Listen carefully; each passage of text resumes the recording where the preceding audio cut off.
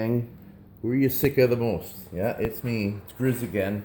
Today we're gonna do a little bit of dry brushing today. So what I'm gonna do is it would be way too long a vid ever to put in full length. So what I'm gonna do is I'm just gonna do little sections, and I'll pause the camera and then I'll come back to it there. So just explain to you a little bit what I do is it's up to you. Your what brushes you use. You know, of course, like the size of the object or that your model depends on what size of the brush.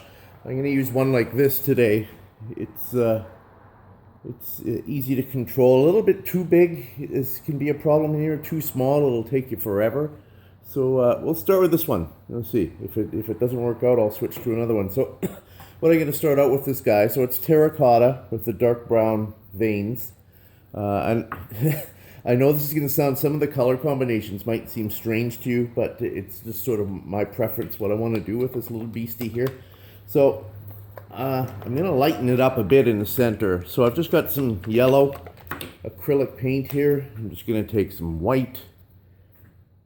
I'm gonna tint my own. I'm looking sort of for a soft, like a buttery yellow, like a margarine butter. So let's see, that's way too. You don't need a ton of paint when you're dry brushing. You don't have to mix big glassfuls of it. It's starting to lighten up a bit more.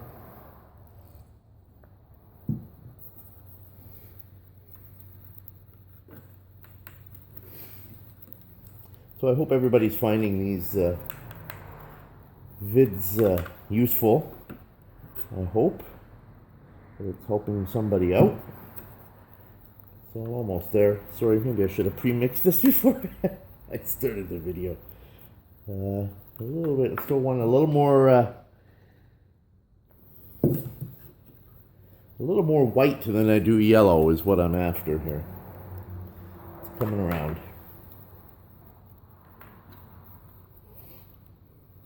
I mean, this is the fun part, like I find. I think this is a blast when you get to play around and mix your own colors and come up with your own schemes. I mean, if you're not good at mixing colors, I mean, just use it. There's so many, there's thousands of like little acrylic craft paints. The color range is fantastic now. It's not like when it was years ago, but I mean, I think every year they introduce another 100 new colors, some of these companies. So, okay, we're getting there now.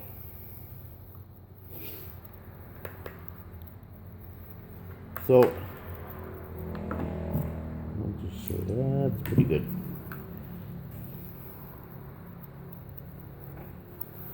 Okay. So, actually, I'll show that one another day. Sometimes you don't mix it thoroughly, and you do that on purpose, and it gives you different hues when you're dry brushing it too. So, that's sort of the color I'm happy with there. The wonderful thing about, I hope that's coming out as yellow, not green on the camera. The wonderful thing about paint is you're always up for a redo. If something doesn't work out, you can just go over it again. So there's never really a problem that you've ruined your piece. So what I'm going to do is, it's sort of tough to sort of go off camera a little bit here. There we go. So what I like to do is just dip the end of the brush in a little bit. Then I go to my paper towel or whatever you want to use. Now this part is totally up to you. This is just a weird thing that I do. I brush it on the palm of my hand just to get some excess paint off, just so I know that it's good to go for a dry brush. So then you're just going to come to your piece and just start flicking back and forth.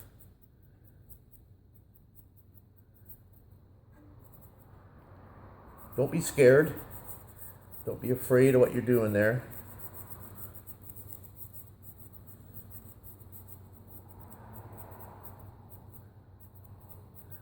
So you're not trying to rub it in, you're just barely hitting the surface here.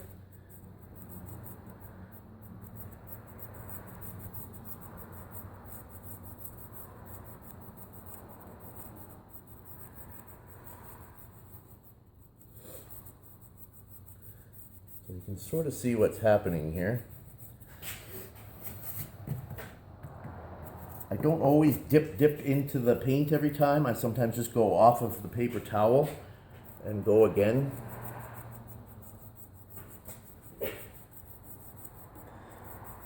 Takes a while, like on something this big. It's sort of painstaking what you're going to be doing here. But like I said, it's sort of the fun part. So what I'm going to do is I'm going to pause the camera, and then I'll come back to the next parts and show you some progression there. Okay? Okay, and we're back. So I thought too, I'll keep track of time here. It was 10 to 7 when I started AM, and it's 10 after now. So it's about 20 minutes from the time I started the vid to here. So you can sort of see what I've done. I've sort of run the yellow coming up into each lobe down the centers, not too much on the outside. You'll see how that'll sort of come along in a few minutes here. So next, just to show you that sometimes things don't go right, I had mixed my next color, like this green here, and I really wasn't happy with it. So that's fine. That's going to go down the sink. And then I mixed a new one here that I like. It's just a lighter, limey sort of green. So what I do too is I usually, with the paint that I still have left, is I go stick it in the fridge. And if I need it later to hit some, like don't throw your paint away. If you're doing like multiples here, like 3, 4, 5 colors, sometimes you have to go back and you'll dibble and dabble here and there. So keep that paint. Like if you put it on a little, styrofoam paper plate or a paper plate or something, or a little cup or something, whatever you're using to mix paint, just put it in the fridge until you're finished, and then you can come back and use it again. So I'm going to hit some green here in a sec. I'm just going to pause for 1 second here. Okay, I'm back. And I'm going to switch up my brush. I kind of like these ones. The other one, it was okay, that one, but I'm going to give this one. This is usually the style I use for dry brush. So it's a bigger version. I forgot I'd bought some big ones like this. So, okay, so I'm just going to start with the green. So it's the same thing. Dabble in your paint. Brush as much as you can off on your paper. And I'm going to start just going around the edge of that yellow that I just did. So you're building layers of color is what you're doing. And layering, and like I said, it is time consuming, but in the end, the results are usually pretty good. Anyway, I'll pause the vid again. I hope you can see that green, how it's going on there.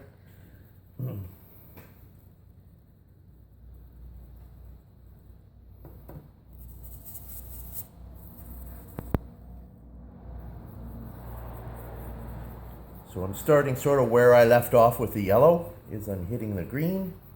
I don't know if it's showing up good on the camera. There's not a huge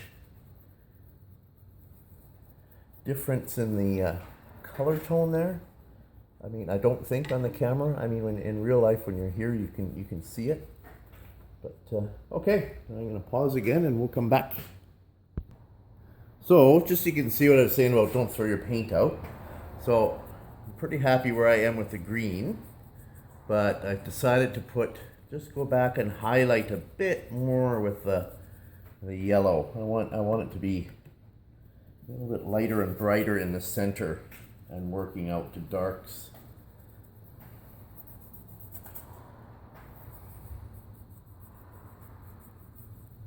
But still, the idea is still that you still see the colors beneath it.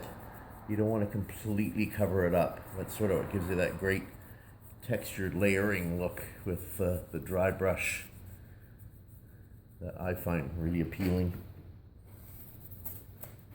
So I hope that's showing up. I'm trying to look on the camera, see how it's shaping up. It's coming up here.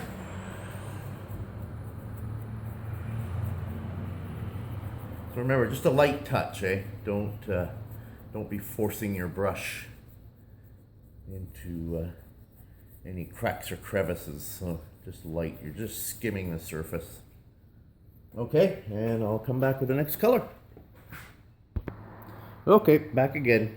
So here's one of my, this is a color that I came up with. Gunn sort of alluded to me naming my colors, but this one here is, I call it Bressingham Blue. It's not really a blue, but Bressingham Blue is another hosta type.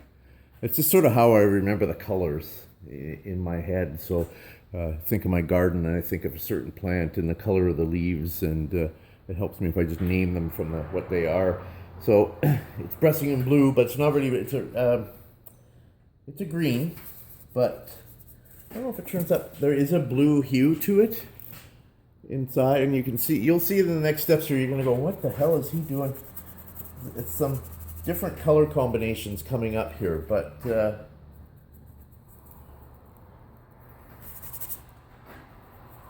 we'll see in the end. But I've done this style a few times now, and they sell pretty darn good, so you don't want to give up something that works good. So again, I'm just doing, so you've got the yellow, right? And then the sort of the lime green, and now I'm just coming on the outside of the lime green. But I'm going to go a little heavier with this color. I want to go a little more dense. I want to start covering up what's down below now. I want to really darken up these leaf tips here.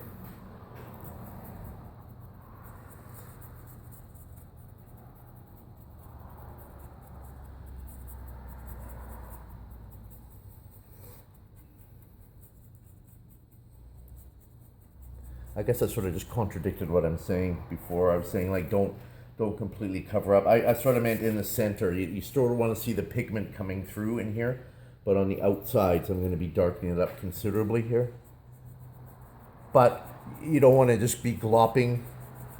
I've tried it before, just like painting it on, and it just kind of looks the pits. So it's still the old dry brush thing. Anyway, I'll cut the camera in a second here. I'll do a little bit more.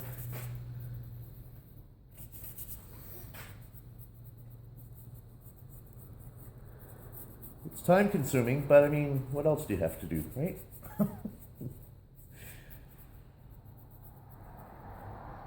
Okay, we'll be back in a few minutes here. Okay, just so I didn't want to leave anything out there, I've got a super dry brush here, like there's hardly any paint on it at all, and what I will do is I'll just come down and hit little highlights on some high ridges there.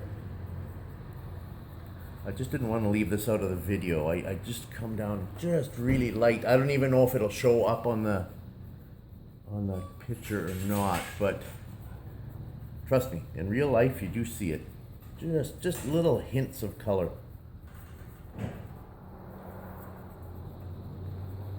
Okay, and we'll be back with the next color.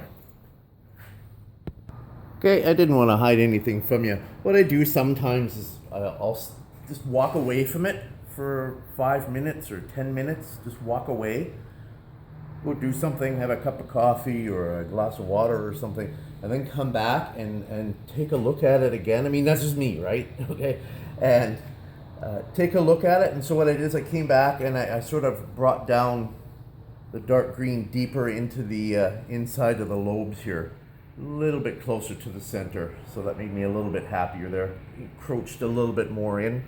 So I'm sort of happy at the progression now. So now we'll go on to the next step. Okay, so here comes the next color. Anybody guess what the next color might be? You ready? Blue. What? Yeah, that's right. It's blue. So I've mixed a few different colors together here, like an aqua and a turquoise and a navy, and sort of come up with this color here. I don't know what you want to call that. It's kind of a blue. So I know this might sound crazy, the color combo, but we'll see what happens here.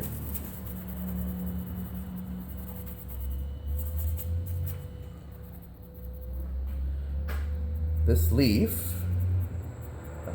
is purposely not to be an exact replication of a real leaf. This is a little more abstract, and that's the fun of this whole process. You know, who says there can't be the little bit of fantasy here and doesn't all have to be greens and reds and yellows. I mean, I do those. I do some like realistic interpretations there, but this kind of stuff is really fun. I really like doing this. So it's not for everybody. I mean, some of you, I could probably see you at home going, what the F is he doing? But I don't know how it'll come out on the camera, but in real life, this blue, it just really pops. It's a really cool color and a neat effect. And it just sort of ties all these other colors in and gives it a real pop. Okay, so I'll let you know when I'm done. Okay, I got the blue all in. Now what I've decided is I'm gonna go back and I'm gonna bring these darker greens, this transition, I'm gonna bring it further down more into the center of these loaves. We're still keeping this clear, but just blending more from the blue with the light green and bringing it down more into the centers here. Like I said, you could spend a lot of time on this. I've done before where I've done half and walked away and left it for a day or two and come back and work on it again. That's the fun part. Like, I never rush to try and get it sealed and done, and it's a labor of love, right? So anyway, I'll come back when I've done a little bit more. Okay, here we go. So I hope that's looking all right to you. So the last little step, I don't know if this is going to show up on camera or not, is I've taken like a real aqua blue, turquoisey, dark turquoise, and a smaller brush, hardly any paint on it, and I'm just gonna hit the tips, the very, very tips of the leaf.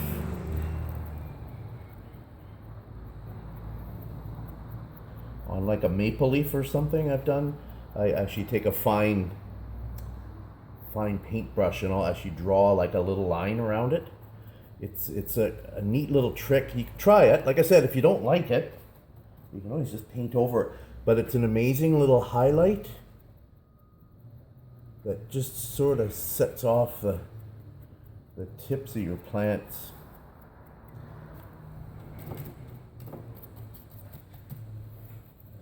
So I hope you guys don't think the color combo is too weird. But like I said, it's everything's up to you, right?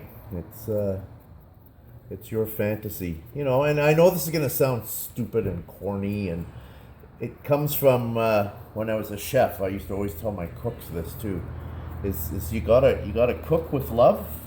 You gotta feel it. You gotta want to do it. And it's the same with this. You can't come at it like, you know, oh God, I gotta go paint the leaf. Because if that's how you feel, that's what it's gonna look like when you're finished. Is, oh God, I have to paint that leaf. Come at it with, you know, be excited.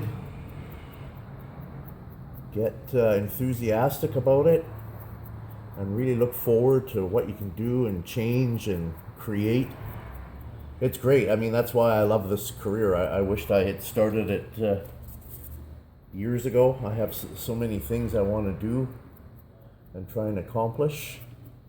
And as long as I'm in good health, I'll keep plugging along. So I don't know if that's showing up on camera or not there. So anyway, I'll give a quick pause and we'll come back to the finished leaf. Okay, I'm back.